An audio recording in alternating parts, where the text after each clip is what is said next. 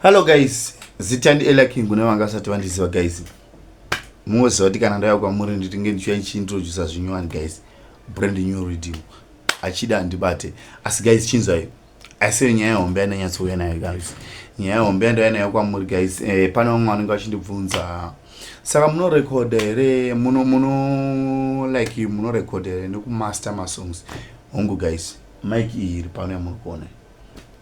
Ndinoita zvese ndinogadzira mabeats, marhythm, nekurecorda, nekumaster masong, nekuedita mavideos. Ndinoedita guys.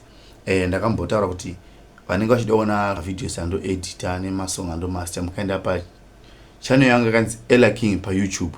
Munowana masong angu inini, masongs angu inini, nemavideos angu inini andakaedita.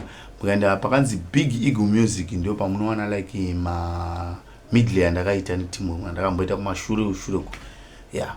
So guys, ndo nyaya hombe imwe yandachida kutaura nevanenge vachida kuziva kuti ini ndiri kunonzi ku Bella Bella guys. Vamwe vanoti Bella Bella kana kuti Varambati. Ndingangoti under Pretoria because iri pedyo nePretoria, iri muLimpopo but ndo panoperera Limpopo tichitanga Gauteng province. So itori pedyo nePretoria ndo kwandiri guys. Ndo kune studio yangu ye yamuri kuona. Manzisa zvandiri kutaura guys. Saka guys, vanoda rhythm, beats, afro beats, sim dance, reggae, afro beats ne gospel ndibati yakomana. Vanenge vachida kutenga, vanenge vasingakwanisa kusvika kustudio, vanenge vachida kushandisa muri kwamuri because ndinokurudzira kuti vanhu mbogadzirawo mabeats enyu muchigadzira masong enyu muone kuti zvakamira sei. Muchangondipa maresults kana mangotesta handina kuti gadzirwa ineni chete asi kuti nevamwe vanogona kugadzirayo.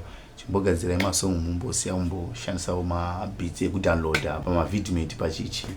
Mbogadzirawo mabeats amana kuti zvinhu zvidini zvinyatsokufambirai. So guys, chirega ndidini ndiplay rhythm iri munyatsokurinza kuti rinotapirai. Kana rakutapirirai ndibate iwe bati